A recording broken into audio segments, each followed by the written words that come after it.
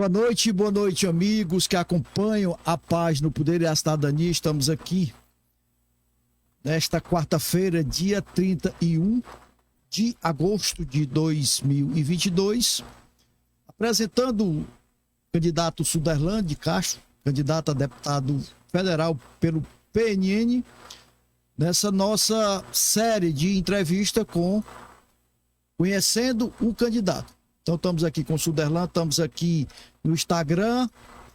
Espetinho está aqui com a gente, Aureli, Ana, Alex também aqui com a gente, os amigos do Facebook também estamos transmitindo pela rádio web Interativa Metro, Maranguape, Ceará, Brasil, a rádio que desperta você. Suderlan, boa noite e bem-vindo aqui ao estúdio da Interativa Metro pela segunda vez. Você já esteve aqui em outro momento e agora você vem como deputado, candidato a deputado federal. Boa noite, Suderlan. Boa noite, meu amigo Wellington. Boa noite, meus maranguapenses. Suderlan de Castro aqui, nosso amigo Wellington, né, no Poder da Cidadania. Para mim é um imenso prazer estar aqui novamente pela segunda vez, né? Estive aqui na eleição de 2020, foi a primeira rádio web que eu me apresentei, né? Até então era um nome só falado, mas as pessoas ainda não conheciam, né, o Suderlan de Castro, né? E novamente agora repetindo, né, o mesmo itinerário, agora como candidato a deputado federal, né, pelo PNN, número 3389. Lá vai eu dizendo o número, né? Todo mundo sabe que eu sou filho natural de Maranguape, né? Nasci aqui nessa sede e aos 5 anos eu fui junto com a minha família, que na origem da família do meu pai é Itapebussu e Rato, e lá tive a minha infância, minha adolescência e o início da minha fase adulta e novamente voltei para Maranguape, nessa terra que eu amo, essa terra que eu tenho admiração desse povo que a gente sabe que é guerreiro, né? E assim tem uma receptividade imensa, um calor humano que em outros municípios nos quais eu passei, até fui para outros estados, Wellington, quando eu gerenciava um grupo de uma empresa aqui cearense, que a gente abriu lojas nos 9 estados do Nordeste, nada se compara ao município de Maranguape. Suderlan, na eleição passada para os cargos de prefeito, vereador, você teve engajado também na campanha, né? Vocês estiveram com o candidato, é isso? E qual foi, assim, a sua experiência? O que foi que você tirou diante dessa primeira caminhada, dessa primeira jornada? Você sempre gostou de estar compartilhando com o seu pensamento, levando informação às pessoas? E como é que foi a sua sensação após esse primeiro momento, essa experiência que você teve? Foi uma experiência que você tem como ter tirado lições dela? Ou você se sentiu decepcionado? Para começar uma nova carreira, começar uma nova luta, começar uma nova batalha, como é que foi essa transição, esse momento? Bom, foi uma experiência grande, né, um aprendizado, né, imenso, e também fez com que eu enxergasse problemas que talvez a gente fora do contexto político, né, dessas ações, a gente não tenha assim tanta informação, né, das problemáticas que o município de Maranguape enfrenta, de como é levar uma candidatura. Todos sabem que eu fui candidata a vice-prefeito aqui no município, né, e disputando com candidaturas muito fortes, pessoas de nome, com recursos, e a gente foi vendo e conversando com o povo, olhando a cidade e entendendo por que é necessário que sempre tenha, né, esse processo de revitalizar o processo político, né, de outros nomes que não sejam os que já conhecemos, de ideias e propostas novas, né?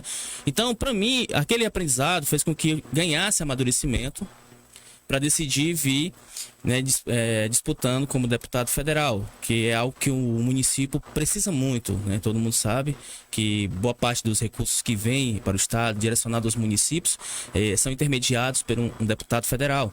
E há uma negociação, né, por parte do próprio prefeito da cidade, do governo do estado e com os ministérios, né, juntamente com o próprio presidente da Câmara e no Senado, para adquirir tais emendas que possam realmente irrigar, né, todo o processo econômico do município. Ou seja, a gente não tem realmente uma pessoa que tenha essa problemática, A gente vê que algumas pessoas que são eleitas, elas acabam direcionando para os seus municípios mães, né? E aí, como aqui são 184 municípios, você não consegue atender que, por mais que seja altos recursos, se comparar com a estrutura macro, que é o estado do Ceará, mesmo ao mesmo tempo se torna pouco. Então, você, não é que seja forma injusta, mas você tem que priorizar aonde você quer destinar aquele recurso. Suderlan, e como é que está a questão da sua campanha? Tá tudo ok? Você já pode estar aí já disponibilizando a questão do material. E antes disso, eu queria saber inicialmente como é que se deu essa sua decisão de ir para um cargo que é pesado, deputado federal. Como é que surgiu? Você foi convidado pelo partido, você apresentou seu nome. Como é que se deu essa sua escolha dentro do diretório? O diretório tem que decidir, né? Você Exato. faz lá a questão da reunião, faz a assembleia para decidir quem são os candidatos. Como é que se deu essa sua indicação? Bom, primeiro tive que negociar com vários partidos. A gente sabe que alguns partidos dão preferência a nomes fortes, né? Ou ligado a alguém da gestão, ou um ex-prefeito ou vereador, algo do tipo, né?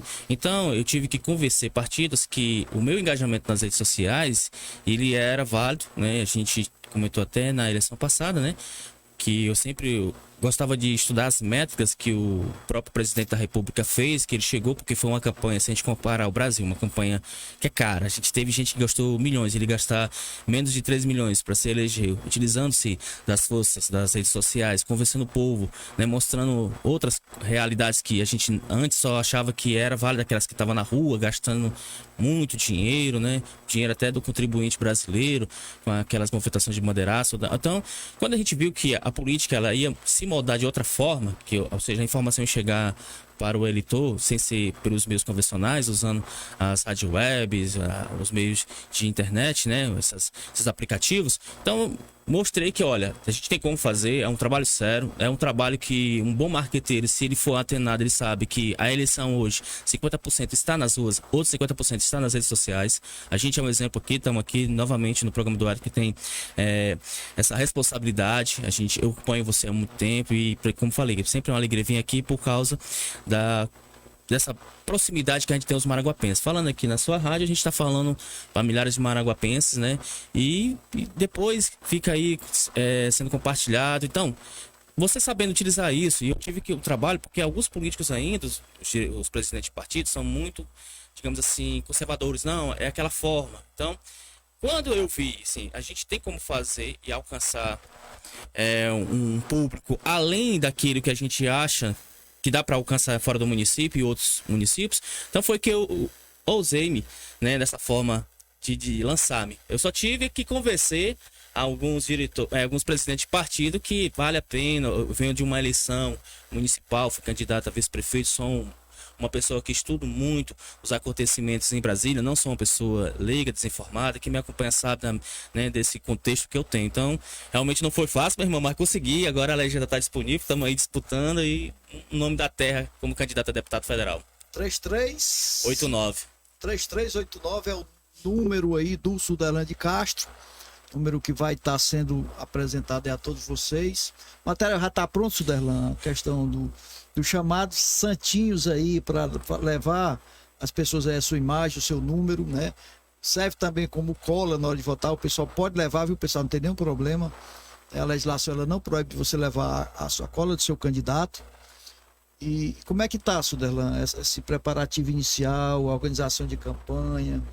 Como é que tá essa situação? Bom, o material gráfico, ele ficou pronto, né, da semana passada para essa, já até peguei, né, já tô com uma quantidade bem elevada para a gente começar a fazer esse trabalho corpo a corpo, mas já tinha feito um trabalho, né, material digital, santinhos digitais. Então, assim, eu tenho essa facilidade, até porque também fiz alguns cursos, né, de aplicativos de montagem de marketing, né, de panfletozinhos digitais. Então, isso ele ajudou que eu antecipasse a campanha já falando e mostrando. Então, existe aí um prazo, quando as campanhas são liberadas, para a rodagem dos santinhos, né, a confecção deles para ser entregue, que é muito, pessoal, é muitos candidatos. E aí algumas gráficas acaba tendo prioridade para outros devido à demanda. Então adiantei-me com esses santinhos digitais e Já para as redes sociais. Né? exatamente, já que era para poder não ser aquele nome assim, chegou agora, que paraquedas sempre acontece, né? Mas como as redes abrem mais espaço aí, a gente foi logo divulgando. Agora tem os dois, o de material digital e o material gráfico. Para ser distribuído. Suderlan, vamos aqui. O que você vai defender? Qual vai ser a sua bandeira de luta? Como é que você vai se dirigir às pessoas para que elas possam acreditar em você, acreditar na sua proposta, a que você se propõe? Qual é que vai ser a sua bandeira de luta? Bom, olha, então a gente, como eleito deputado federal, temos diversas bandeiras, né? Porque assim, você vai trabalhar para as 3 esferas. Essa é a função de um deputado federal, pessoal. Existe o problema da questão nacional, porque lá é uma esfera federal, então você vai aprovar projetos que vai impactar o Brasil todo. Existe também as demandas estaduais, nos quais os próprios governadores, dependendo da base onde você esteja, existe essa negociação. O Estado necessita da irrigação dessas emendas para poder desenvolver. E também existe, isso por parte do próprio deputado, a preocupação com o seu próprio município. Então nós temos aqui demandas que vai ser direcionadas para o próprio Maranguape, porque a gente sabe quais são, que precisa vir. Tem a questão do Estado, que existe um compromisso, o deputado eleito, com a sua base do Estado. E também toda a preocupação, né, com o Congresso Nacional para os projetos que impactam a vida do Brasil por completo. Essa é uma grande responsabilidade, por isso que eu sempre falo, só se lance candidato a deputado federal se você realmente entender, porque não é simplesmente chegar e vai ser tipo um cargo fácil. Não, você vai ter 3 demandas, são macros, né? Além de ter todo aquele embate, né, que existe a oposição, a situação, e nem sempre você consegue aprovar seus projetos. Então tem sim realmente essa preocupação minha para o desenvolvimento econômico e industrial do país, para o desenvolvimento e a questão também que a gente precisa ver, essa questão da segurança do próprio Estado. Né? A gente tem uma economia bem, digamos assim, estável, mas a gente tem um problema que é um gargalo, e você que é da área de segurança sabe muito bem. E principalmente, né, para os nossos maranguapenses, a falta de investimentos, de emendas para o próprio município para desenvolver industrialmente, economicamente, e assim melhorando a condição socioeconômica dos maranguapenses. Suderlan, você tocou num assunto aí que eu está mal contato. Sobre a questão. Som 2 está saindo. Sobre a questão da segurança pública. Como é que você vê a questão da segurança pública? Ela está mais ligada, essa situação de criminalidade ainda muito presente no nosso dia a dia, trazendo aí intranquilidade para a população. A gente sabe que as pessoas andam na rua com medo. Essas questões está mais no seu entendimento, você como candidato a deputado federal. Ela é uma situação provocada por ausência de uma estrutura de segurança pública ou de políticas públicas que evite que essas pessoas venham a se enveredar, a trilhar o caminho da criminalidade. Como é que você analisa essa situação da segurança pública? Bom, a gente, né, no caso, analiso e vejo uma problemática de irresponsabilidade do próprio Estado, que pecou, pelo fato de não ter realmente feito boas políticas, né, voltada para a área do social, né, voltada para a área de desenvolvimento industrial, porque o povo precisava ser empregado, né, e como ela criou proporções a nível nacional, porque não é um foco regional, como foi no passado, que a gente sabe muito bem de foi aonde surgiram, e o estado nos quais essas surgiram não tiveram força para coibir, acabou alastrando-se no país. Então hoje é necessário pensar de um plano nacional para que todos os 26 estados mais do Distrito Federal possam implementar uma forma concreta que dê resposta, acompanhada com políticas públicas de desenvolvimento, né, industrial, econômico, socioeconômico, nessa área também do social, colocando o jovem em escolas em tempos integrais, profissionalizando com empregos que realmente possa atender o mercado atual. Nós já estamos na Revolução 4.0. Engraçado que quando se fala muito disso, e eu que sou dessa área econômica, estudo muito mesmo, nós estamos num período que a gente vai ter indústrias robotizadas, informatizadas, então a gente não teve a preocupação quase todos os governos se preocuparam com essa reforma, né, essa Revolução Industrial 4.0. Foi a pandemia que antecipou.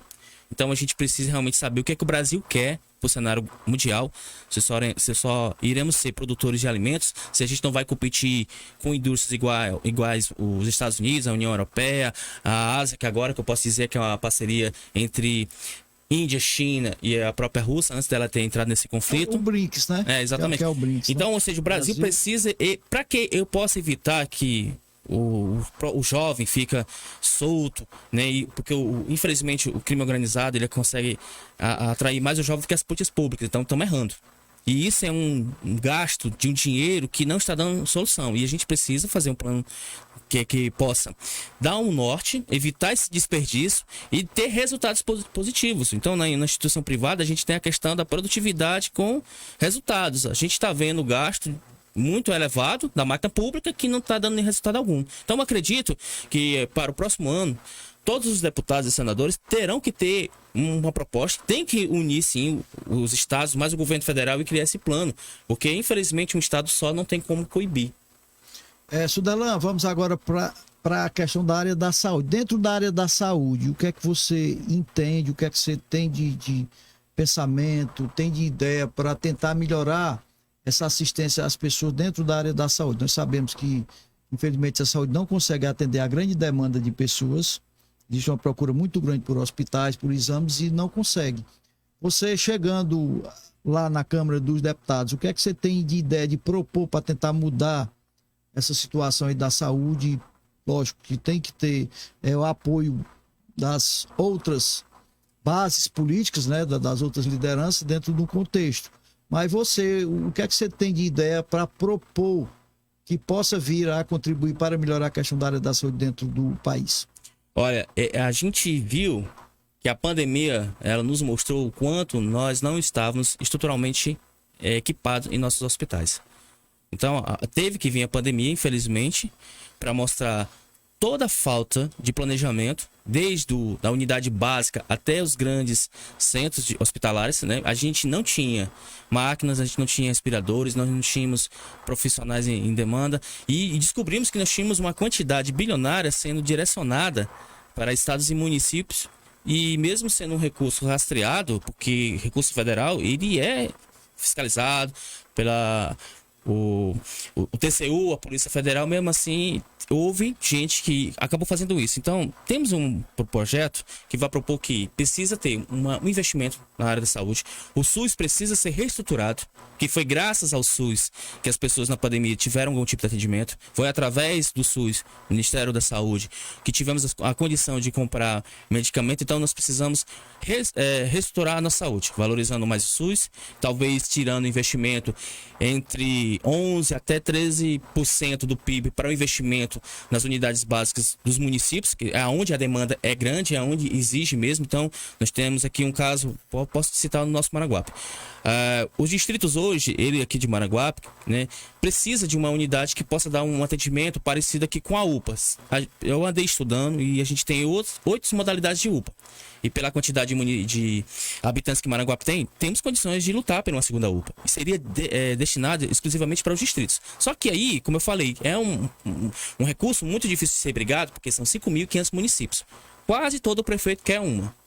Quase todo deputado eleito quer levar para o seu município. Então o Maranguape só terá a possibilidade de ter uma segunda UPA ou investimento para criar um posto distrital que possa dar suporte para os municípios, se a gente conseguir, primeiro, criar um plano que possa realmente reestruturar a saúde no nosso país, nesse investimento do próprio PIB, com a fiscalização mais forte e direcionar, né, esses recursos para os municípios, onde falei, onde a demanda é maior, que tem municípios que a gente viu na pandemia que nem sequer tinha atendimento, nem tinha posto. Precisa realmente ver isso, consertar esse erro, porque é bilhões. Eu até sempre falo para todos os amigos, eu não entendo como uma instituição privada que gasta milhões tem um programa de excelência e nós que gastamos bilhões somos deficitários. Tá errado. Então o correto é que quem gasta bilhões é para ter excelência. E milhões, nem tanto. Só que no Brasil tá o inverso. Esses hospitais privados, com poucos milhões, conseguem ter padrão de excelência e nós, com bilhões, não conseguimos ter. Então a gente precisa corrigir isso. Estancar esses desvios. Ter uma fiscalização voltada para governadores e prefeitos, aqueles que desviar ou não fazer que o projeto, o recurso vá para a população, que possa de fato ser penalizado. Eu acho que o Brasil está precisando realmente uma lei mais severa para esse tipo de pessoas, porque isso mata a falta de atendimento, o desvio de recurso mata. É isso aí. Boa explanação em relação à questão, justamente essa questão de recursos que são repassados para o governo federal. A gente paga o imposto muito caro e a gente não tem serviço público de qualidade, né? Nós não temos excelência. Você tocou num ponto importante, que é justamente essa discrepância em relação ao serviço público que é oferecido nas redes particulares de saúde e aí o que você se depara nos hospitais, né? Você vai para qualquer posto de saúde, você vê a dificuldade, muitas vezes faltando até medicamento. Sudelan, e em relação à questão de geração de emprego, o que é que tem que ser feito? Nós sabemos que passando por uma crise, o mundo todo está passando por uma crise econômica, os Estados Unidos está aí também tentando sair. Aqui o Brasil, apesar de todo o peso que veio em decorrência da pandemia, também em decorrência da guerra, porque nós vivemos num mundo globalizado e existem muitos commodities que são produtos que são comercializados a nível internacional e nós nos inserimos também dentro desse contexto. O que é que você imagina, o que é que você tem aí de ideia para que se possa vir a gerar mais oportunidade, fazer com que a economia interna possa se fortalecer, já que, infelizmente, o poder de compra do povo brasileiro, ele está aí realmente numa situação muito complicada, né? As coisas subindo e os salários sem ter um reajuste que venha a cobrir esses aumentos. O que é que você pensa como deputado, se eleito for, dar a sua parcela de contribuição para essa questão de geração de emprego e renda? Bom, essa é uma área que eu gosto de falar, né, por fato de eu vir da instituição privada, de ser da área de gestão, de ser da área de economia. Eu acho que a gente tem que se libertar das empresas chinesas. Eu sei que vai demorar um pouco, infelizmente nós estamos agarrados. Também temos os Estados Unidos, que é o nosso segundo maior parceiro comercial. Temos que investir na reindustrialização do país. Aqui no nosso município, as pessoas reclamam, porque não tem emprego porque não tem indústria para vir. Mas tem um problema maior, esse problema macro. A gente às vezes quer enxergar aqui perto do nosso umbigo e a gente esquece que lá fora também existe outro mundo. Hoje o Brasil, ele não consegue abrir tantas empresas como antigamente no passado. Houve realmente essa falha, não houve investimento para que novas empresas pudessem se estruturar, crescer, surgir. Há uma dificuldade grande porque, primeiramente, para a gente poder fazer com que empregos possam ser criados, precisamos aprovar a reforma tributária. Hoje temos uma carga tributária. Não adianta você falar que quer fazer... eu vou tirar 15%, 25% do PIB para investir em empresas, se temos uma carga tributária que sufoca o empresariado, o empreendedor, o microempreendedor, e isso impacta a vida de todos os brasileiros, principalmente nos alimentos, onde a carga tributária é muito pesada. Eu vi o Congresso se balançar para tirar impostos no diesel e na gasolina, são 2 itens. E enquanto na cesta básica são vários. Então, isso para que a gente possa ter uma qualidade de vida e produzir empregos, precisamos aprovar. Não vai ser fácil, porque vai mexer com interesses de grandes empresários, pessoas que não pagam tributos, mas para que a gente possa fazer com que a máquina pública, né, a federal, tenha esse alívio para investir, e aí voltando para dentro da mesma problemática, cursos voltados para a Revolução Industrial 4.0. O que o jovem, nas escolas de tempo de entregar o que tem curso profissionalizante, possa dar o curso de eletromecatrônica, informática, robótica, criação de apps, provedores e desenvolvedores, ou seja, a realidade. Nós já fomos o segundo maior pátio montador de veículos nosso aqui nas Américas. Hoje a gente nem é mais, a gente perdeu até empresas. E o Brasil foi um dos primeiros a tentar pesquisar carros elétricos. Infelizmente, hoje, nós não temos mais esse espaço. A gente está tentando brigar e outros países estão na frente produzindo. O que aconteceu com o Brasil? Eu me lembro que teve uma marca chamada Gugel, foi o primeiro carro elétrico no mundo. Então, a gente tinha essa expertise, poderia ter desenvolvido. Hoje, o Brasil era referência, poderíamos estar vendendo tecnologia. Tem um outro agravante maior que a gente também precisa ver. O agronegócio, ele vende muito, ele tem peso na balança comercial, mas eu sinto falta desses dólares. Por que eles não estão sendo investidos dentro do país? Eu quero saber se existe grandes empresários do agronegócio deixando esses dólares em bancos lá fora. E quando precisa comprar um maquinário, tem que ser maquinário lá fora. Se nós somos grandes produtores de alimentos, temos essa expertise, por que a gente não consegue também produzir um maquinário? Também o nosso defensivo, o nosso fertilizante. Isso gera emprego. E hoje, as pessoas nos centros urbanos, elas não têm como chegarem aos centros rurais, onde está o agronegócio, né? Para trabalhar, porque são longe, às vezes não tem a qualificação necessária, porque hoje não é só puxar a enxada e a foice, hoje tem uma tecnologia, foi investido pesado mesmo. Então, para que a gente possa ter o primeiro setor, que é o agronegócio, o segundo setor, que é o industrial, produzindo, para que o terceiro setor, que é serviços e comércio, possam estar os três de forma harmônica, gerando emprego e contribuindo para o Brasil, a gente precisa ver reformas tributárias, trabalhistas e o quanto está disponível do PIB para investir, né, nesse prejuízo que a gente tem. Infelizmente, estamos atrás de muitos países. Eu acho que o Brasil, naquele época da pandemia, que nós não tínhamos empresa produzindo máscara e luva, foi um tapa na cara, que nós poderíamos estar produzindo isso. E nós ficamos sem isso, até álcool já ficou caro, porque a gente ficou esperando de países como a China.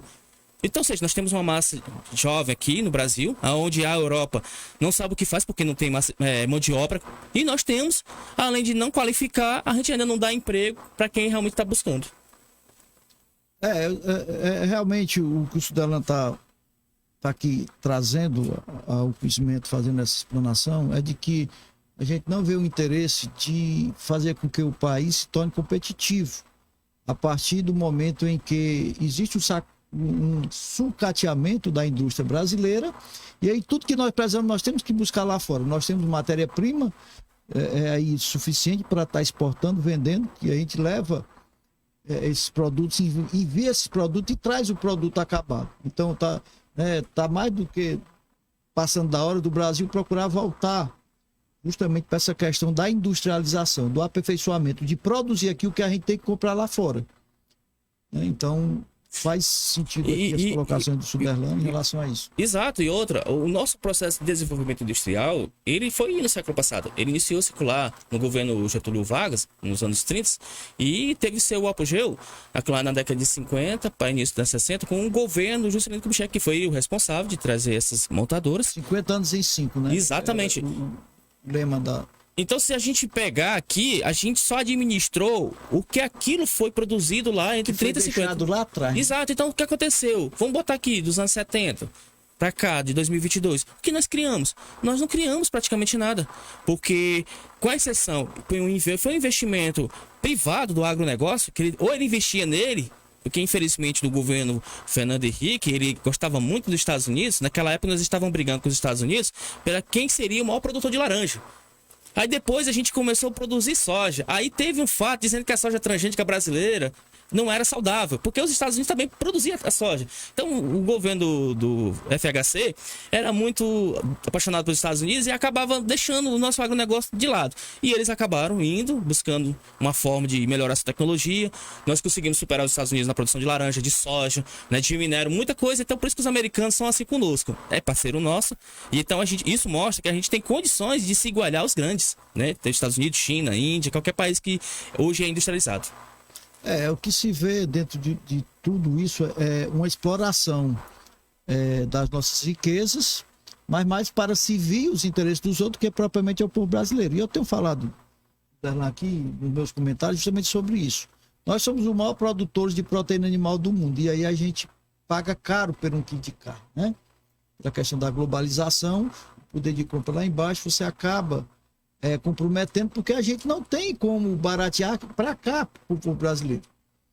Então, essas questões que englobam essa influência que tem o comércio internacional, a China vem para o mundo todo, porque ela copia, inventa, e ela está aí batendo recorde por cima de recorde, quando se vai aí fazer os cálculos da balança comercial. Sempre ela está lá no topo, tá 8%, 7%, 8%, deu uma caída, mas isso em decorrência de que a questão da riqueza está produzindo aqui, não. A gente está só gastando, né? Exato. O que a gente produz aqui, a gente não vê essa produção, esses recursos, como você bem falou, vir para cá e onde é que estão os dólares da exportação.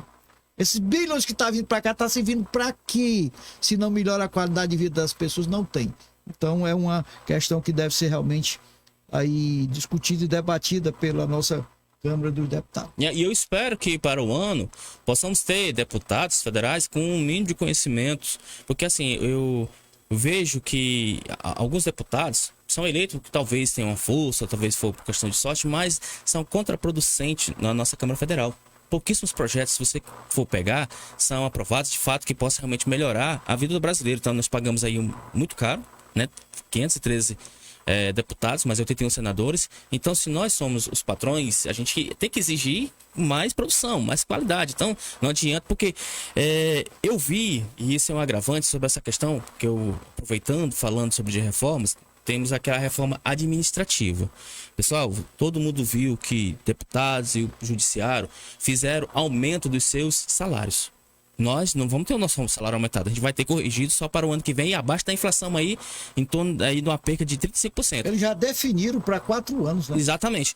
Então, ou seja, o que vai estancar isso, para isso, é a reforma administrativa. Hoje, pela lei, o piso era 35 mil, mas a gente viu pessoas que recebeu 100, 200, 500, 1 milhão. E tem gente do funcionalismo público que é concursado com salário mínimo. Então, existe uma casta que é beneficiada e ganha altos salários, e uma parte concursada que realmente é a parte operacional que ganha muito mal. Então, você não consegue dividir e contrapor essas diferenças até no funcionalismo público. E aí, pelo fato de a gente pagar caro, juízes, promotores, porque o pessoal acha que juiz é só a turma do STF. Cara, quantos juízes, desembargadores tem no Brasil afora? Isso é um peso. Os do STF são citados porque eles são mais visíveis. Mas existe uma outra gama lá embaixo que também ganha o mesmo tanto que eles. Isso é um peso. Então a gente precisa realmente fazer a reforma administrativa para ver se alivia o peso da máquina, para poder ter investimento. Hoje o Brasil não consegue investir porque a sua dívida interna é trilionária. E a máquina é cara.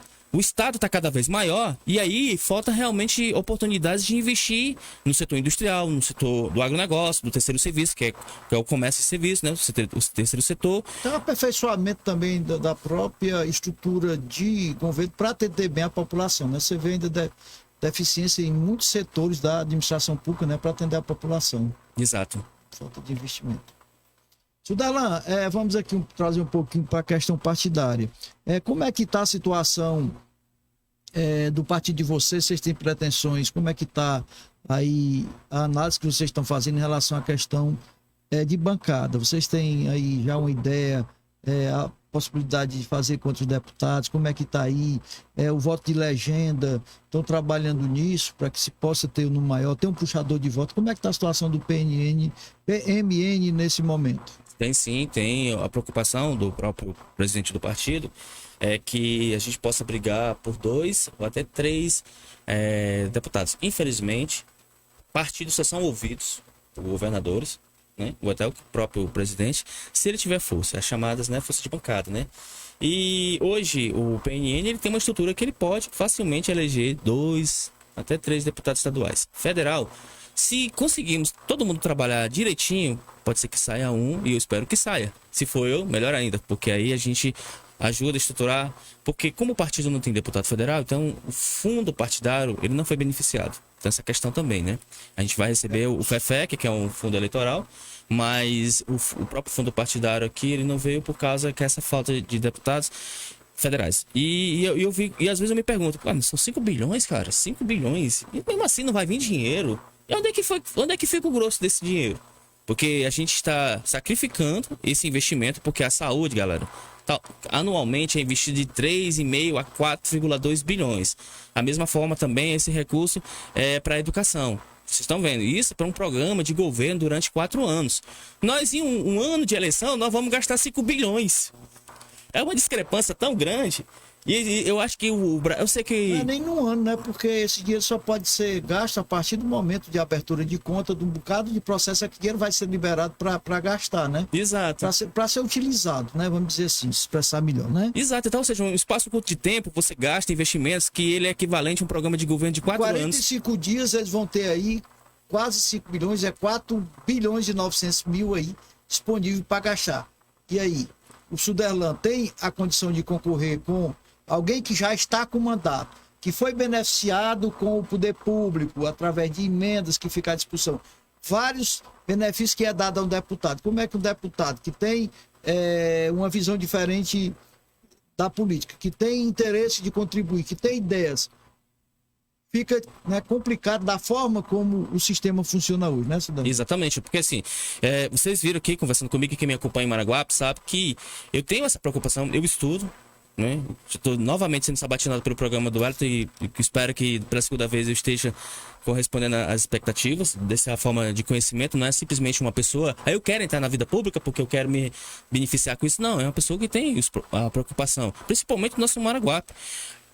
A minha intenção de vir candidato a deputado federal é ajudar o município. Hoje, o município de Maranguape precisa de recursos que até o próprio prefeito da cidade, para poder tocar projetos, criar obras, ele vai precisar disso. E um deputado federal, ele não é inimigo da cidade. Ele, pelo contrário, ele tem uma responsabilidade maior do que o próprio prefeito, porque ele vai brigar por recursos que vai beneficiar a população que acreditou nele. A gente precisa melhorar a nossa infraestrutura. Infelizmente, a gente não tem estradas transitáveis e isso dificulta muito até a vida de uma empresa, porque ninguém quer colocar seus caminhões para atolar ou quebrar, ou então ter dificuldade de passar. A gente tem uma demanda elétrica, a gente precisa de subestações para eletrificar distritos e fazer com que distritos aqui de Maranguape possam ser propícios à industrialização. A gente tem que aumentar os nossos recursos hídricos, aumentar as nossas barragens, trazer algo que possa ser maior do que as que tem, para que a gente possa alimentar de forma segura a sede, distritos e até empresas. E aproveitando também que até o final dessa década, a Transnordestina cortará o nosso município. Teremos uma grande oportunidade de ter um polo logístico, e aí esse polo logístico será responsável em atrair empresas para criar um polo industrial, porque todo empresário ele vai vir querer se instalar perto de um trem de carga desse que vai cortar diversos estados saindo do porto do Suape de Pernambuco para o Pecém. Eu até brinco com os amigos de Maracanã que disse, rapaz, a gente tem como até de tirar empresas de Maracanã. Não vou dizer que são as grandes empresas estruturadas, mas médias, pequenas e micro, com certeza querem se instalar próximo. Trabalha com exportação, né? Exatamente. Vai ter um modal de transporte e logística muito mais acessível, né?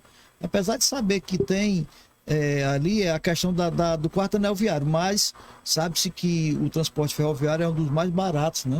O transporte de cargas do mundo é o transporte modal por via de férrea, né? Pelo transporte de ferrovias. Essa questão dos anéis rodoviários, né? Os anéis viários, quer dizer, eu vi um candidato, a gente tem um problema sério aqui com passagem, que é caro, que diz que a nossa aqui ia ser gratuita. A região metropolitana, não é nem a nossa. Então eu vou colocar todos os municípios.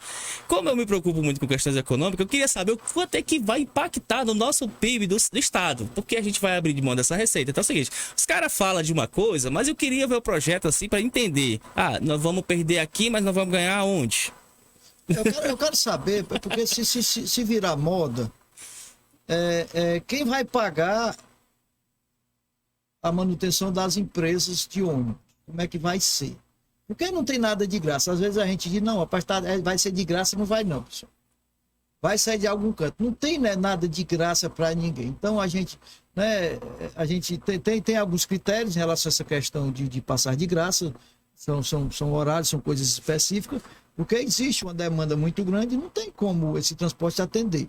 E aí, de certa forma, vai começar a gerar problema também mais tarde. Porque a demanda é muito grande, o poder público não acontece, o pessoal começar a falar. Isso é fato. Né? Exato. É uma boa. Quem é que não quer andar de graça? Exatamente. Agora, quem tem o direito de andar de graça? Qualquer pessoa teria o direito de andar de graça?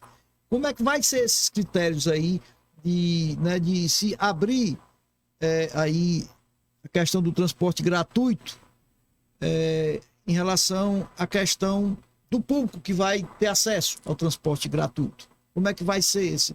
Então são coisas que as pessoas muitas vezes jogam pelo momento. A questão aqui voltando um pouquinho da questão do valor da tarifa aqui do quarto anel viário. Você acompanhou que quantas promessas, né? De não, vai resolver, vai ser encaminhado, nós estamos mandando papel e eu disse aí não vai dar nada. Falar em audiência pública, isso aí é enchimento de linguiça. Então, o que é que acontece? Você vê que eles tomam as decisões lá, não discutem com o povo, O povo não tem o direito de se manifestar, de reivindicar seus salários, porque você não viu mais nem questão de paralisação de greve, está todo mundo aceitando, parece que está tudo mil maravilha, Não é? né? Questão da passagem aumentaram aí 2 vezes, quase consecutivamente, e aí o povo ficou a depender das decisões políticas daqueles que se diziam representantes que iriam resolver o problema. Então a gente tem ainda essa falta de representatividade. A gente tem representantes, e aí nem sempre esses representantes estão imbuídos, né, de um propósito para realmente estar buscando trazer para o município aquilo que é necessário. Então, Exato, e essas coisas, quando eu falo que é gratuita, me assusta porque ou vai aumentar algum tipo de imposto que já existe, ou vai criar um novo. alguém vai pagar, né? A verdade é essa. Alguém vai pagar. Não tem nada de Agora, graça, porque se né? tivesse falado assim, não, nós vamos aqui tentar trazer uma linha, nem que seja de VLT para Maranguape, aí você teria uma alternativa a mais e mais barata. Mas essas coisas gratuitas realmente me assustam, irmão.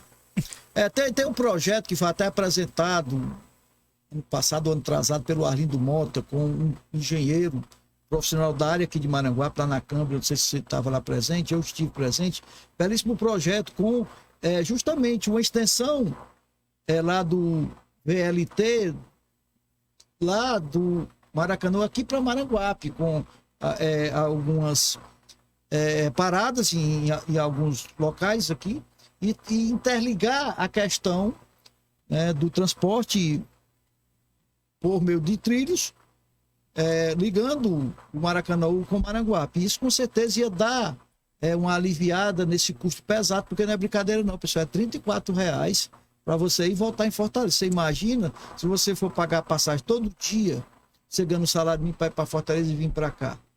Então, tão preocupado, estão pensando no povo? Então, não. Exato. Então, porque se tivesse preocupado mesmo, não. Deixa do jeito que está mesmo, o povo aceita, ele reclamou, mas amanhã se cala todo mundo, e nós estamos aí na véspera de uma eleição onde nós podemos mudar tudo isso a partir de boas escolhas de pessoas comprometidas. Exato. Até porque também a gente tem uma população desempregada, e aqui de Maranguape principalmente, que precisa sair aqui do município para ir para outros municípios. Mesmo E que até para de emprego, como o cara vai sair? Se o cara está desempregado, a passagem custa 34 conto, aí vai para Fortaleza para estar ali, né, buscando alguma coisa, fazer um teste, alguma coisa, tem um custo. Exato, e olha, eu tiro por mim. Quando eu fui novamente para passar as eleições de 2020, eu voltei para trabalhar em Fortaleza. Então, eu tenho uma experiência ampla como gestor, né, sou gerente comercial, com formações e pós-graduações. Então, a empresa, como uma empresa falou para mim, o pessoal do RH, né, quando eu falei que eu morava em Maranguape, porque eu não abro mão. Onde eu vou trabalhar em Fortaleza, eu digo, ó, eu moro em Maranguape. Aí, ele foi lá na sala, voltou e disse, olha, é o seguinte, a gente viu que você é uma pessoa muito experiente, qualificada. Para nós, por causa dessa sua experiência e qualificação, para nós a passagem não vai ser empecilho. Isso falando para mim. Agora imagine uma pessoa que sai daqui tentando arrumar um emprego e diz que infelizmente, porque é difícil você ter um endereço, Fortaleza ou Maracanã, e as pessoas dizem, não, mas eu moro em Maranguape, e a pessoa não ser contratada porque não é a distância, pessoal, que mais longe é Pedras. Você tá no centro de Fortaleza para ir para Pedras, que é dentro da capital, é quase, se duvidar até mais longe que para ir para Maranguape. Mas o problema não é a distância, é o valor. Precisa realmente ver essa questão de valores. Se esse negócio de graça for verdade, e a gente tem que saber se vai impactar algum imposto, ou criar outro imposto na vida da gente, beleza. Mas se não for, eu espero que não seja mais promessa de campanha para deixar aqui o povo mais desiludido. É o que acontece, né? Se cria essa expectativa que vai melhorar, porque agora, meu amigo, é festa. Agora é eleição, tudo fazem para atrair, para seduzir. Muitas vezes, né, prometem coisas que não vão cumprir, e nós também muitas vezes nos deixamos sermos seduzidos por essas falácias, por essas falsas promessas. Então nós devemos ver uma realidade mais Pé no chão. pé no chão. Porque, infelizmente, agora todo mundo Não, todo mundo promete, todo mundo vai fazer. E principalmente, pessoal, ó, deputados estaduais e federais, eles são pessoas que vai estar, digamos, cumprido de legislar, né, brigar por algum tipo de recurso, brigar para aprovar seus projetos, mas eles não são o dono do recurso. Lembre-se que tem o governador, que tem o presidente, eles que decidem, e os ministros, principalmente os ministros, né, cada ministério decide onde quer investir. Então não dá para você acreditar que o cara vai fazer isso, trazer isso. Cara, existe outros deputados que vai brigar pela a mesma coisa que você quer, Ano que vem nós temos um impacto econômico, que a gente é o chamado saldo de balanço negativo dessa questão da Covid, das quebras de cadeias produtivas do mundo e das duas, né, dessa guerra, outra, graças a Deus que não começou não, que era China e Taiwan, mas que nem começa. Mas Ucrânia e Rússia impactou realmente a economia global, o cenário geoeconômico e geopolítico ficou abalado. Então, ano que vem a gente enfrenta dificuldade. Ainda temos uma taxa de juro elevada, que é a taxa Selic, que provavelmente vai fechar o ano com 14%, é muito alto. Aí é que está aquela questão da gente rever esses auxílios. Eu vou aumentar para 1.600. Olha, não adianta eu aumentar alto se eu tenho uma taxa de juro elevado. O presidente do Banco Central, ele se esforçou mesmo, e está de parabéns na minha visão, né? Para ele tentar controlar os juros do país, porque o Banco Central, ele quer o norte dos juros no nosso país. A gente tem uma taxa Selic que impactou diretamente tudo no Brasil, na economia. Mas eu espero que a partir do ano que vem ela já comece a ter uma queda. Mas mesmo assim, a queda dela não será tão rápida quanto foi a subida de juros. Então, tudo que se coloque dinheiro público dentro do Brasil, ele eleva a inflação, ele sobe juros. Então, vamos contar o ano que vem o saldo desses auxílios turbinados, porque é dinheiro nosso. Aí a gente tem questão de precatórios, tem que pagar. Aumenta o consumo, então não vai se ter, né? Aumentando o consumo, o pessoal gera inflação. Exato. E se faltar também de produto, né, também vai gerar inflação. Então, e tem que existir um equilíbrio, né? Nem também demais. Então, o excedente é justamente isso que vai gerar riqueza, é o excedente. E aí, para ano que vem a gente não ser impactado, seria uma boa que investimentos estrangeiros viessem, porque você só consegue derrubar juros, controlar a inflação, não com o dinheiro do contribuinte, porque já é um imposto e governos ele administra, ele não cria. O pessoal tem a mania de achar que município, né, prefeitura, estado e união cria. Não, ele não cria, ele administra. O que cria é sua produção, é seu trabalho e os investimentos que vêm para dentro. Então, se ano que vem tivermos investimento externo, a gente começa a sentir aí o alívio dos juros. Mas conforme esse cenário bagunçado mundial, e se não vier grandes investimentos? É por isso que eu pergunto pro pessoal do agronegócio, onde é que vocês estão colocando seus dólares? Vai ter que bancar, e o governo bancando sempre vai sobrar aí, né, para a população. Exatamente. Né? Porque não tem investimento, não tem novo dinheiro. Pessoal, é bem simples assim, a colocação para o Suderlan muito interessante. A questão da economia, por exemplo, Maranguape, vamos dizer que o produto interno bruto do Maranguape seja de 10 milhões. Aí não tem investimento dentro do Maranguape.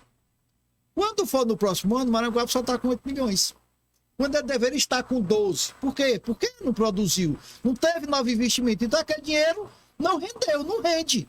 Por quê? Porque a produção foi dentro daquele limite, não teve novo investimento. Então acaba, né, trazendo problemas. Exato. Porque o que vai gerando oportunidade de emprego, vai gerando emprego para a população, o que vai crescendo, é justamente o crescimento econômico. Exatamente. Porque é uma nova empresa que vem, é um comércio que abre, alguma coisa. E não tendo uma retração. Então, em vez de eu empregar alguém, eu vou tirar alguém do mercado de trabalho. Isso aí começa a gerar. Você vê a estrutura microeconômica do município de Maranguape. Você vê, como o Moleto falou, bem legal, 10 milhões... Se não tiver investimento, cai para outro. Aí você pega a estrutura macroeconômica, que é o governo federal. Não teve investimento. Bom, beleza, caiu. Digamos que caia lá 150 bilhões ou 300 bilhões. Beleza, eu vou tirar de onde? Acaba tirando da área de segurança, de infraestrutura, de saúde. Tira do investimento e bota para você pagar depois. Né? Exato. Acaba jogando para a população. Nós estamos chegando quase no final, são 19 horas e 53 minutos. Estamos aqui praticamente há 1 hora. Nesse bate-papo legal, trazendo aqui todo o seu conhecimento, a sua proposta como candidato a deputado federal. De Maranguape, o Suderlante, vai estar abrindo espaço. Eu sempre falei aqui, sempre defendo, nós devemos votar em alguém próximo de nós. Nós temos a oportunidade de colocar dentro da política alguém que esteja, né, mais ligado a gente, para poder a gente ter uma facilidade, para que as coisas possam vir. Né? Aquela história que o Suderlan falou no início. O candidato que tem uma base eleitoral no outro canto, vem para cá. Será se ele vai ter um compromisso? Será se ele vai disponibilizar recursos suficiente para atender nossa demanda? Porque isso é contado em votos, né? Exato. O cara não, eu dei 10 mil votos, então vou mandar mais recursos para lá, porque ele me segura na próxima eleição.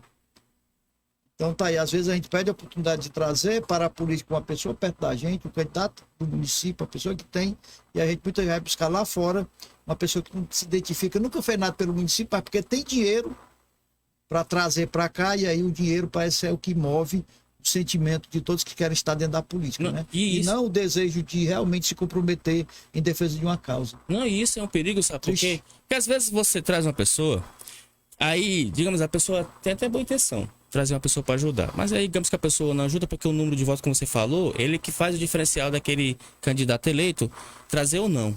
Então, o que acontece? A pessoa que acreditou naquele candidato que você trouxe, ela começa a lhe cobrar e fica decepcionada com você, porque ela confiou em você. Então, é o nome da gente, por exemplo, no Maranguape, são os nossos nomes, por exemplo, o meu nome, Sudana de Castro, que tem essa preocupação, né? E ter pessoas que possam realmente olhar para Maranguape, porque depois que passa tudo isso, é o povo que vai querer conversar comigo, vai querer saber. E nós temos muita coisa para resolver. A gente falou tanto, mas esquecemos, não é que esquecemos, é que é tantos projetos e a gente não tem que esquecer de forma alguma sobre a educação brasileira. Que é outro problema que a gente falou da saúde, é um agravante. Outro recurso bilionário, a educação. E nós tivemos com a pandemia um prejuízo grande. Alunos que aí vai ter um problema educacional, nós perdemos uma década. Infelizmente, teve crianças pobres que não teve acesso a um tablet, um computador, um celular, professores que não foram bem treinados para poder dar aula online. Ou seja, foi falha até nisso. Também a pandemia mostrou o quanto nós éramos falhos disso. E aí, a gente quer Nós saber. nós não estamos preparados para a guerra, pessoal. Exato, graças a Deus, não está preparado para a guerra, senão a situação era complicada. Nós não estamos preparados para a guerra, a verdade é essa. Mas aí, E hipótese alguma, para nada. Se tiver uma pandemia de novo ou outra coisa, a gente vai ter que começar tudo do zero, esperar que os outros façam as coisas para a gente poder se preparar aqui. mas isso não é para acontecer, porque quando você assume a responsabilidade de ministro, por exemplo, da economia de qualquer país, você, lá no início dos primórdios, tanto na faculdade de administração ou de economia, você estuda variáveis internas e externas. Essas variáveis, elas são parâmetros para você não falar do problema quando chega, mas ter o plano A, B, C, até o Z, para quando ele vier, chega na frente. E essas variáveis internas, a gente até consegue controlar, mas as externas são pesadas, como casos de catástrofes naturais, pandemia e guerra. A gente foi sacudido com a pandemia. E se fosse uma guerra? Que é onde as cadeias produtivas são quebradas. A Europa toda entrou em falência e os Estados Unidos enriqueceu porque a cadeia produtiva da Europa foi destruída. E os Estados Unidos era o único país praticamente, de forma industrial, que estava produzindo para atender o mundo. Por isso que eles terminaram a Se guerra a como porta rico. fechar aqui, onde é que eu tenho uma porta para abrir? Exato. Né? Então, ou seja, e como é que a gente consegue se proteger? Investindo na educação de forma correta, qualificando o professor, né, e dando oportunidade ao aluno, porque para trabalhar os novos empregos na Revolução Industrial 4.0, a gente vai ter que fazer o deverzinho de casa. Como ele falou, a gente não estava preparado para a guerra, porque uma pandemia, e é incrível como foi a rapidez dos laboratórios mundiais conseguir em menos de 2 anos uma vacina, e uma guerra, quando ela começa, ela não tem dia para terminar, vocês O veem pela inimigo trás. vai te atacar onde vê que tu Exato. tem deficiência. E a gente não era para ser impactado porque somos um país rico de recursos com tudo. A gente já chegou a ser a sexta economia mais forte. Estamos aqui cambaleando porque, né, entre 12º e 14º, mas pertencemos ao G20, que é as 20 economias mais fortes. Então nada justifica do Brasil passar por isso. Isso é culpa de quê? Da economia. Afetado pelas decisões erradas da política. E depender muito também, né, da Eu acho que o brasileiro está começando. economia internacional. Nós somos muito dependentes, né? Não tem Pronto. como- O pessoal fala essa questão de protecionismo, mas eu acho assim, chegou um momento que a gente tem que olhar também para dentro de casa, porque os Estados Unidos são muito protecionistas, a Europa é muito protecionista, a própria China é protecionista, então a gente é porta aberta para todo mundo? Todo veio pra cá, cidade bem, e aí a gente fica aqui pra pagar a conta, né? Não é? Aí, ou seja, bom, hoje a gente tem o pessoal do agronegócio que não compra só os nossos produtos, não, ele já aluga aqui as terras, produz, já tá certo. Então não fica nada. Por quê? Porque ele tá produzindo no Brasil, mas não pertence ao Brasil. Até quando eles vão vender pra gente, a gente tem que pagar em dólar, né? Que essa questão Mas de dolarização que é chato, né? Por exemplo, o caso da Petrobras, ó, a gente produz aqui de 75% a 80% do nosso combustível, né? E a gente importa 25%, às vezes até 30%. Aí essa questão do PPI, que é outra coisa que eu vou brigar lá, porque ela precisa ser mudada, né? Você tem o preço de paridade internacional. Michel Temer fez, beleza, que era para poder sair do prejuízo da Petrobras, porque ele não queria pagar aquilo. Então o que ele fez? Eu vou criar um tipo de política que vai atrair o investidor, ele vai investir, tanto que no primeiro ano, quando a PPI, a Petrobras estava lucrando, e veio lucrando. Só que ninguém esperava que o mundo fosse ficar nessa maluquice. E aí o dólar subiu, o petróleo subiu. Então hoje, para a gente poder evitar que 80% ou 75% ou 80% do petróleo que é produzido interno aqui se dolariza, porque a PPI ela faz isso. Olha, não quero nem saber a quantidade. Se tem 1%, ou 5%, ou 15%, ou 25% que veio de fora, se misturou com o interno, ele vai ser dolarizado, porque é a política de preço de importação, praticado. que é a PPI. Então, pô, não adianta. Às vezes eu até concordo com a questão que o próprio Ciro falou. Poxa, cara, se eu produzo 80%, por que eu tenho que. Apenas 20% tem que dolarizar os outros 80%? Então é errado. Então a gente já. Alguém está lucrando em cima da gente. E aí são os investidores, né? São os investidores que estão. Foi justamente, houve aquela situação do rombo na Petrobras, onde ela teve uma queda exorbitante das suas ações e os investidores iam ter prejuízo. E a política que eles viram que poderiam resgatar a Petrobras e dar condição para que os investidores não tirassem as suas ações de investimento da Petrobras foi justamente esse tipo de política que foi implementado pelo Michel Temer. E está aí, botou a conta para quem? Porque geralmente o que acontece de Nós recebemos em dólar, como é que nós estamos pagando a gasolina em dólar? E fora também, no ano passado, a gente teve uma baixa de demanda da China de comprando carne, mas a carne aqui não tinha baixado. Aí depois descobriram, né, uma reportagem mostrou, aí eu fui até na Infomone, a Poderosa agora mudou de nome, né? Antigamente era JBS, né? Que é dos Wesley Batista. Eles tinham dolarizado a nossa carne, ou seja, ela estava sendo vendida como se fosse em dólar. Como a China não estava comprando, mas eles não queriam ter prejuízo, é que a questão da lucratividade e rentabilidade, eu não vou perder. Então, se eu vendia, digamos, arroba a $50, beleza, eu vou vender aqui no Brasil interno a $50 arroba. Então, a gente estava vendendo arroba de carne. É como se fosse R$250 arroba, né? Exato. 5 vezes 5 a R$5, daria R$250. Eu vi uma matéria, Suderlan, 1 quilo, se for levado em consideração dólar, valor real. $1 não é $1. E aqui R$1. Aqui quanto é 1 quilo de carne? Em torno de R$40 uma carne, mais ou menos. Lá é $16. Exato. Agora, quanto é o salário mínimo lá? Em relação aqui, o poder de compra deles é muito maior. Então, às vezes, a inflação subiu nos Estados Unidos, nós também, amiga, é a questão do poder de compra. O grande problema é o poder de compra. Você não tem como comprar aquilo que você necessita. Por quê? Porque o seu dinheiro não acompanha a dolarização. Você não tem uma recuperação aí salarial. Você sempre está no prejuízo. Isso acaba gerando problema também na própria economia interna, né? Exato. O cara é mais interessante ele vender lá para fora do que vender o povo aqui que tem dinheiro para comprar. Eu me lembro muito daquela palavra que eu estava no iniciando o ensino médio, saindo fundamental para o ensino médio, que era a palavra globalização. Aí a palavra globalização era linda, né? Era linda. Hoje ela não é utilizada não, vocês vão entender por que não se fala mais globalização e sim geopolítica. A globalização, ela dava um contexto de entender que tudo seria igual. Aquela falsa igualdade para todo mundo com as mesmas oportunidades. A palavra era bonita, globalização. Os países derrubavam suas fronteiras. Só que os caras foram vendo, não dá pra gente ser igual. Então vamos botar aqui o nome, o cenário geopolítica.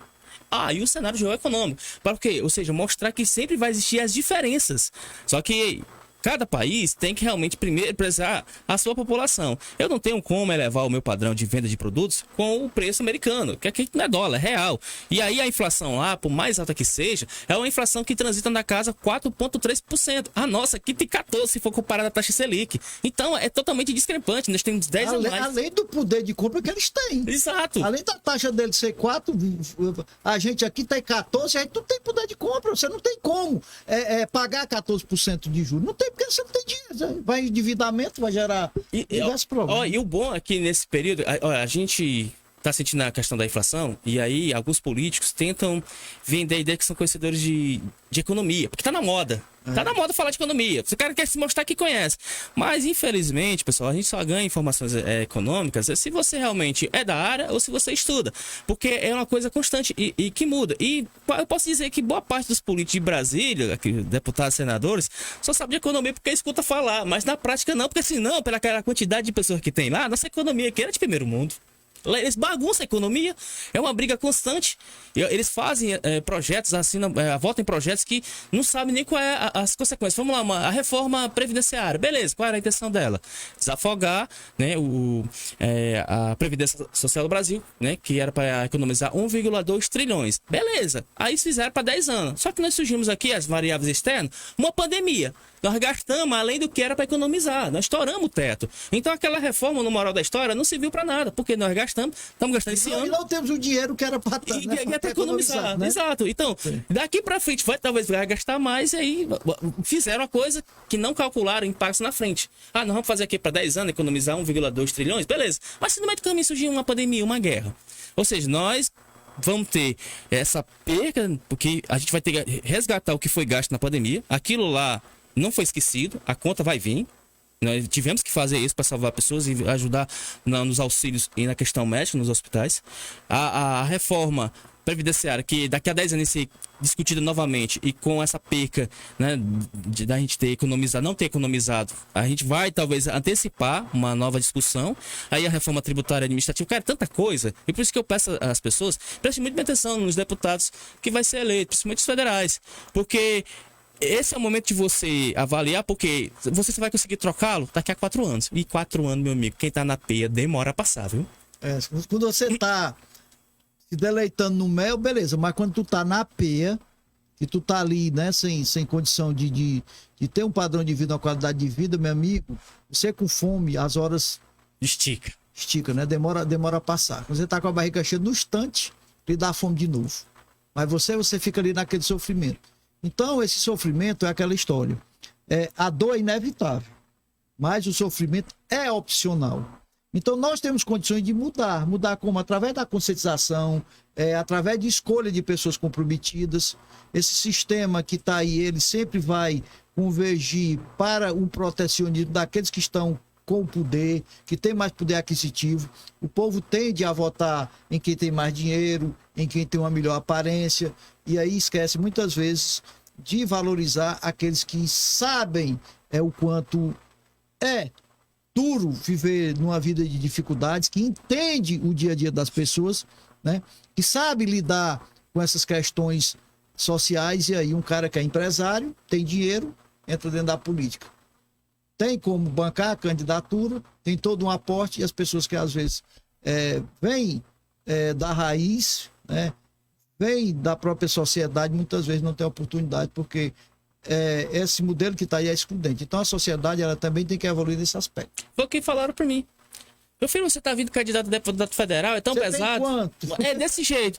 Aí eu falei pra pessoa. Você tem quanto para gastar? Perguntou isso mesmo, no final da conversa. Aí sabe o que eu respondi a essa pessoa? Aí sabe o que eu respondi pra ela, Werton? Olha, o que eu tenho é que é uma coisa que quase esses políticos com dinheiro não têm: conhecimento e informação. Então, às vezes você vota numa pessoa que não tem aqui 10% daquilo que eu falei, ou tem aquela problemática, porque já tem um poder, né, aquisitivo maior. Às vezes quer estar por vaidade. O cara às vezes quer ser um político por questão de vaidade. Não sabe nem o que tá fazendo lá, entendeu? Né? E isso tem, você veja o Senado é composto por quê? Empresários, ex-governadores. É mais questão de vaidade do que de também de preocupação com o povo. A maioria dos que fazem as nossas casas legislativas, os nossos executivos, são pessoas vinda já da política, nasceu dentro da política ou vem do meio empresarial. A maioria são empresários, são profissionais liberais, e poucos são aqueles que representam verdadeiramente a sociedade, que vêm dos segmentos sociais, né, das periferias, que assumem, né, aí um papel. Esses geralmente são excluídos e muitas vezes são engolidos por esses que estão lá dentro, né, porque o interesse deles lá são muito próximos dos outros. Sim. Não, e os grandões gostam de fazer assim: quando tu é bom, que tu é agregador, que tu tens ideias, ele fala assim: não, vem cá, fica aqui comigo, tal, me ajude na minha base, aí, entendeu? Ou seja, você acaba sendo capturado por eles. E aí... Eu vou bancar a tua campanha, ele sabe que tu não tem condição de ir muito além do que ele te dá a condição, né? Ele sabe o limite do teu espaço. Então, rapaz, ele não pode passar daqui. Então, ele já te... induz, né? Ele já te leva ali àquele limite. Não, eu vou dar porque ele vai se empolgar e vai pensar que vai chegar em algum canto, e aí eu consigo atrair. Infelizmente, pessoal, tem gente que se comporta desse jeito, tem gente que aceita essa condição, que é o pior ainda, né? Exato. Infelizmente. Como tem um espírito rebelde, né? É por isso que eu negociei com vários partidos. Os caras queriam até me colocar assim: ó, eu tenho a intenção de tal federal. Não, mas é bom pra tu estadual. Aí eu olhei assim: mas quem te disse que pra mim é bom essa opção? E a minha que eu escolhi? Aí, então, sabe, assim, tu é bom, né? Pra tu é bom, pra mim não. Então, você chega com o projeto, os caras já querem desenhar o teu projeto. Né? Quando tu olha o cara que quer desenhar teu projeto. Quer usar, né? Exato. Ele quer te usar para atender os interesses dele. Né? É muito. Olha, o universo político realmente é para quem gosta, assim, e tem paciência, viu, pessoal? Porque às vezes muitos vêm, se decepcionam. Não quero saber mais disso, não. Não, você tem que enfrentar, porque você dando espaço para quem tem má intenção você nunca vai conseguir mudar a política, porque os bons se afastam, porque existe aí um ato proporcional, de propósito, para fazer com que as pessoas boas com projetos com ideias não permaneçam dentro. E aí é por isso que você vê esse pessoal, o cara foi processado, foi pego, mas conseguiu um habeas corpus, a liminar dele tá lá rolando, e volta pra política. Tá entendendo? É por isso que a gente tem que realmente dar uma mudada nesse país. Eu acho que quem está respondendo aí a processo, quem tem qualquer tipo de ação contra ele e que faz parte da política ou fez parte, não deveria participar. Também acho. É igual o emprego. Você não pede a folha corrida, então deveria ter não, está respondendo, você está sob júdice. Enquanto aquele processo estiver ali, você não pode concorrer. Depois de transitado em julgado, aí você pode. Aqui é o contrário. Como não foi julgado, o cara pode concorrer. Exatamente. É tudo o contrário, Sterlando. O cara não deveria concorrer enquanto tivesse sob júdice. Você não pode. Agora, para o servidor público, se você está sob júdice, você não pode sair. Você não pode se aposentar. Aí, para político, como não foi julgado, o cara pode concorrer. Não foi julgado ainda. É o primário, é inocente. Pessoal, dentro da política não era para acontecer isso. Você fica do lado de fora, quando você provar que você é inocente, aí você será bem-vindo. Mas aqui não. O cara cheio de processo, não sei quantas broncas, um bocado de coisa, aí o cara não dá deferido, porque ele não foi, entra com recurso, segura ali para não dar sentença, ou vem a questão revisional, vem a questão... eu vi um absurdo no Tribunal de Contas, que era recurso de reconsideração. Minha Nossa Senhora, de reconsideração. O cara foi condenado por improbidade, isso eu tenho como provar, isso aconteceu na Palmácia. O cara foi condenado pelo Pleno do Tribunal de Justiça, não poderia se candidatar, aí entrou do tribunal com recurso de reconsideração. O relator refez e disse que ele errou porque ele não quis. Quero que tá aqui agora. Rapaz, eu tenho isso guardado. Eu tenho como provar. A consideração disse que ele não entendeu no segundo momento, com o recurso de reconsideração, que aquilo teria sido um crime de improbidade administrativa, que foi crime de improbidade administrativa. Ele se apoderou do dia das diárias, de um bocado de coisa, 44 mil. Eu tenho o documento. Aí ele entrou com recurso de reconsideração para poder se candidatar, porque ele não ia poder se candidatar. Aí refizeram o julgamento e aí inocentaram. Eu tenho prova disso aqui que eu estou dizendo, viu? Está guardado ali. Ou seja... Tribunal de Contas do Estado de Ceará. Dos municípios na época, né? Porque o tribunal mudou, né? Então... Ou seja, a opinião do juiz, ela pode ser maleável. De um desembargador. Eu decidi uma coisa. Não, eu posso reconsiderar. Não era isso que eu queria falar ou interpretar. Meu amigo, o cara julgar, dizer que aquilo foi crime e tudo, e depois o cara tirar e dizer que não foi...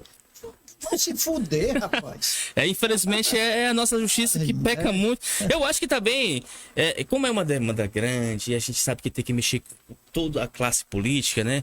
Digamos, uma restauração das nossas leis, né? Tem que existir. Tem. Para a questão, pessoal, da moralidade, de moralizar, né? De moralizar. De criar mecanismos para se impedir de que as pessoas possam se aproveitar, usufruir da coisa pública. O Sterlando, a gente vê cada absurdo. Você tira pela questão dessas licitações e dos preços que são praticados. Exato. Por que a prefeitura tem que ser mais caro? Se você, a partir do momento que você faz o empenho, que você consolida, que você efetua o pagamento, o cara recebe. Por que tem que ser mais caro? Se no mercantil você é culpa de 4 vezes no cartão de crédito. Não, E a prefeitura paga à vista a partir do momento que é feito a consolidação. Recebeu a mercadoria, o cara recebe o dinheiro. Não, mas não recebe, não demora não. Demora porque não existe organização. A verdade é essa, não existe organização. O cara não tem o dinheiro para pagar, aí ele paga uma coisa e fica esperando os repasses que entram no dia 30, no dia 10, no dia 20, dia 30 de novo. Entra o dinheiro 4 vezes na prefeitura. 4 vezes. Aí o cara, vou pagar no dia 10. No dia 10 o dinheiro não dá, porque a despesa maior do que o que ele tem de compromisso. Meu amigo, do que ele tem de receita. Aí acaba, né? Não, eu tiro pelo fato de eu ser gerente comercial e às vezes eu trabalho com empresas que têm licitações e a gente tem que fazer até orçamento de preço, os produtos que a gente quer comprar. E aí a gente vai pelo realmente o que é menor. Então a gente, às vezes, sem exagero, às vezes negocia com 20 empresas para saber qual dessas que realmente tem, meu barato. Porque às vezes existe o complô, pessoal. Também existe muito da administração pública. Você abre licitação, elas montam um esquema lá fora, ele monta um esquema lá fora, e todas elas botam um preço acima do outro. o produto é 5, aí todos eles botam de 8. 8, 10, 11, 12.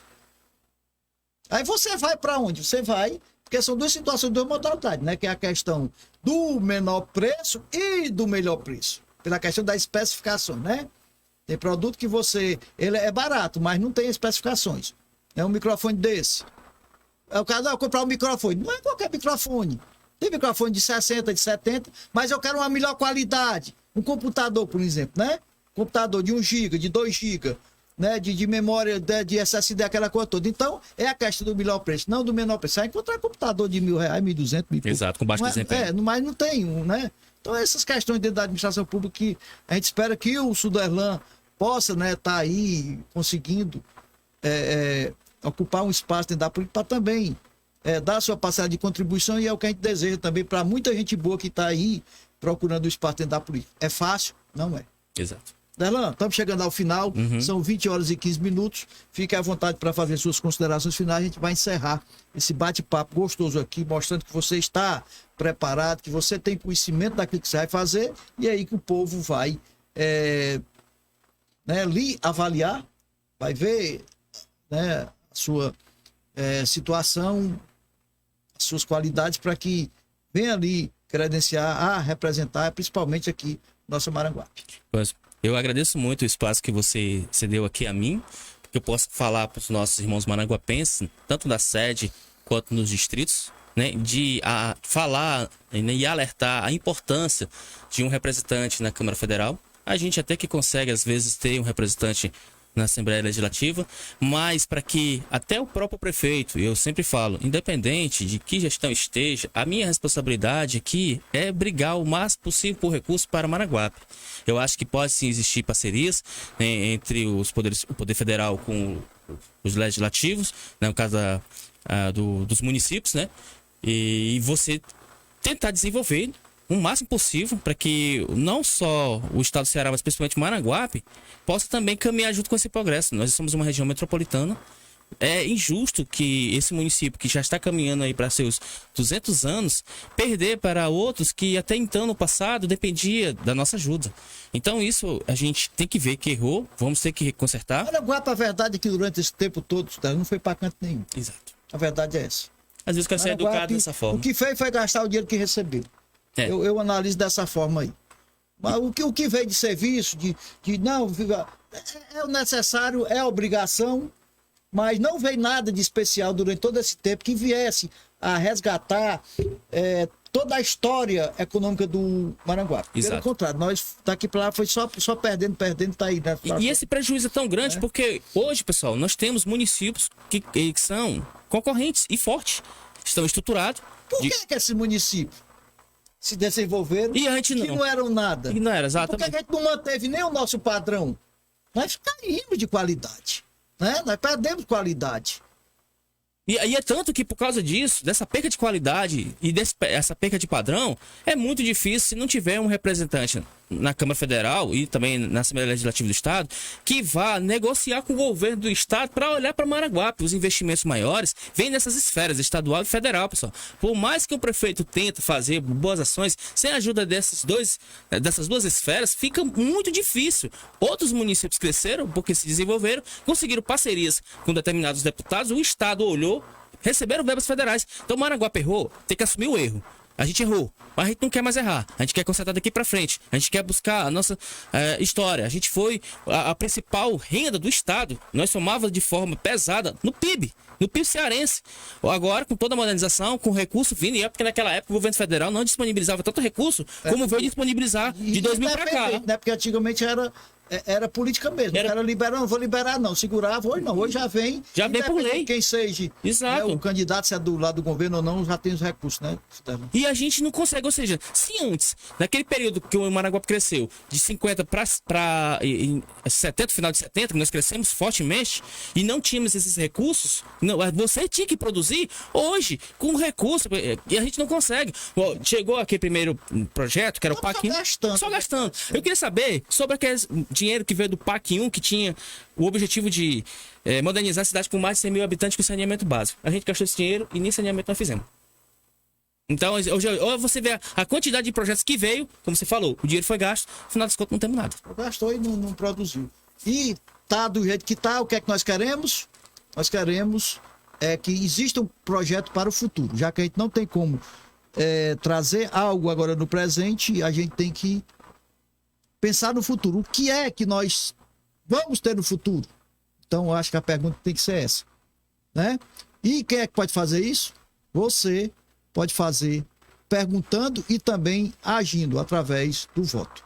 Então, tem que se ver o que é que se tem de proposta, o que é que tem de ideia para o futuro do Maranguape, e aí a gente tem que estar procurando colocar essas pessoas para que isso venha se tornar realidade.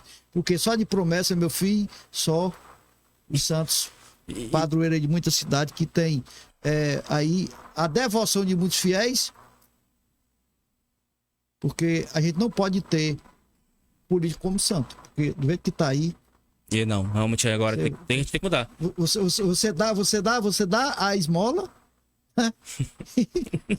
e acaba não recebendo a graça, né? Exato. É desse jeito. Aqui você pega o político, tá igual o santo. Ó, ele promete, beleza. A gente paga pra eles, a gente recebe de volta. Não recebe, não, é um prejuízo grande. A gente paga, né? A gente paga a nossa promessa, eu tô falando promessa, né? Dá o dinheiro. Nós pagamos a nossa promessa de fé, de devoção, acreditando que aquele santo vai fazer um milagre na nossa vida. Aí depois o que é que acontece? Nada. Então, bote o coisa na cabeça. Eles não são santos. Exato. Leu? Não, e quando eu errei, pode ficar à vontade, pessoal. Vamos cobrar, porque essa história de demagogia, o cara falou porque tava candidato. Quando ganhou, fez a mesma coisa? Né? A gente também tem que quebrar esse paradigma. Acho que as demagogias já se passaram. Então, agradeço imensamente o espaço que o Wellington, cedeu aqui. Aos maraguapenses, fica aqui o meu nome. As propostas ficam à vontade para conhecer nas redes sociais. Essa live aqui ficará aqui disponível. Foi uma live produtiva, né? Uma live didática, uma live com muitas informações, né? E tenho um carinho imenso assim, pela sua pessoa, que é a segunda vez que eu venho aqui, né? E é importante que você está fazendo esse trabalho, abrindo espaço para os candidatos da terra, para que eles venham se apresentar e falar de suas propostas. Pronto, vamos dar uma passada aqui nas pessoas, Sudelan. Quem entrou aqui foi o Jonathan Rafael, lá de Várzea Alegre. Ele disse, Bolsonaro já fez, eu não entendi muito aqui, Bolsonaro já fez, mas não fez, não foi feito, foi nada. Eu não entendi, né? Ele... Acho que faltou alguma coisa aí, né?